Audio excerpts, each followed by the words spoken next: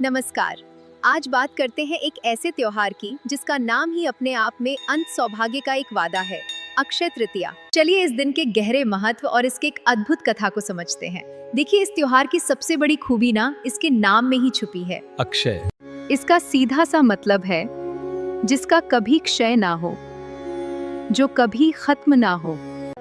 और यही वजह है कि ये दिन शाश्वत समृद्धि और अनंत पुण्य का प्रतीक माना जाता है। तो ये त्योहार, जिससे कई लोग अखा तीज भी कहते हैं, वैशाख महीने के शुक्ल पक्ष की तीसरी तिथि को मनाया जाता है। और कहते हैं कि ये समय भगवान विष्णु और धन की देवी माँ लक्ष्मी की कृपा पाने के लिए सबसे शुभ होता है। लेकिन सवाल यह है कि आखिर इस दिन में इतनी शक्ति क्यों है? इसका जवाब छुपा है एक बहुत ही दिलचस्प कहानी में। एक ऐसी कहानी जो हमें भक्ति और कर्म के फल के बारे में बहुत कुछ सिखाती है। तो ये कहानी शुरू होती है कुशावती नाम के एक शहर से। वहाँ एक वैश्य मतलब एक व्यापारी रहता था जिसका नाम था महोदय। जिंदगी बहुत साधारण थी उसकी, पर हाँ, उसके मन में ईश्वर के लिए सच्ची श्रद्धा थी। और फिर एक दिन किस्मत से एक पंडित ने महोदय को अक्षय तृतीया व्रत की विधि और उसके महत्व के बारे में बताया। ये बात सुनकर महोदय के मन पर इतना गहरा असर हुआ कि उसने पूरे भक्ति भाव से इस व्रत को करने का संकल्प ले लिया। और उस एक व्रत का असर, यकीन मानिए, अविश्वसनीय था। उसकी पूरी जिंदगी ही बदल गई। वो जो एक साधारण सा व्यापारी था, अब वो कुशावती का एक महान, शक्तिशाली और प्रतापी राजा बन चुका था। लेकिन बात सिर्फ धन दौलत की नहीं थी।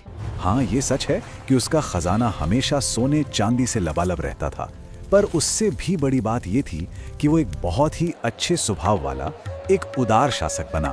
वो हमेशा गरीबों और जरूरतमंदों की मदद करने में सबसे आगे रहता था। अब जब दूसरे राजा उसकी इतनी तरक्की और समृद्धि देखते तो हैरान हो जाते थे। वो उससे पूछते थे कि भाई, इस सब का राज क्या है? तो राजा महोदय का जवाब बड़ा विनम्र होता था। वो बस यही कहता, ये सब कुछ अक्षय तृतीया व्रत की ही कृपा है। अब देखिए, राजा महोदय की इस आस्था और उसके कर्म का असर दूसरों पर भी हुआ।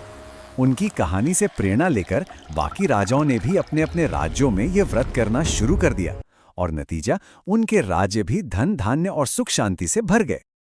तो ये तो थी कहानी। अब इस कहानी से प्रेरणा लेकर जरा ये भी देख लेते हैं कि आज के समय में ये पूजा कैसे की जाती है। असल में ये विधि उस कहानी के सार को, उसकी सीख को अपनी जिंदगी में उतारने का ही एक तरीका है। पूजा की विधि आप देखेंगे बहुत ही सरल है, सब कुछ श्रद्धा पट्टिका है। तो सबसे पहले सुबह स्नान करके साफ कपड़े पहने जाते हैं।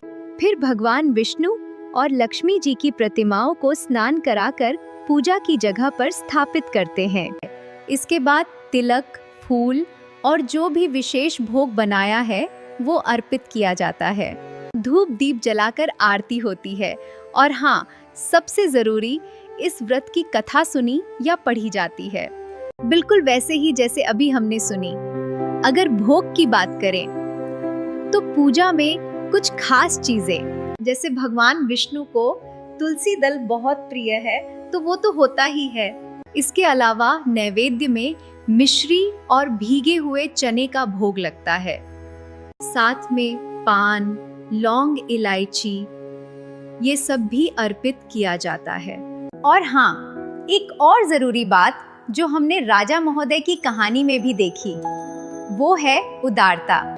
इस व्रत में दान का बहुत महत्व है, इसलिए अपनी क्षमता के अनुसार ब्राह्मणों को भोजन कराना और दान दक्षिणा देना इस पूजा का एक बहुत अहम हिस्सा माना जाता है। तो चलिए अब इस पूरी बात का सार समझते हैं कि ये जो अक्षय कृपा है, इसका असली मतलब क्या है।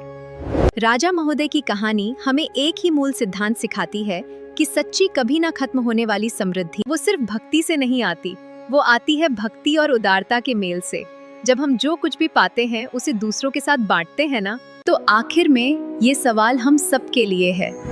सोचिए कि सच्ची समृद्धि आखिर है क्या?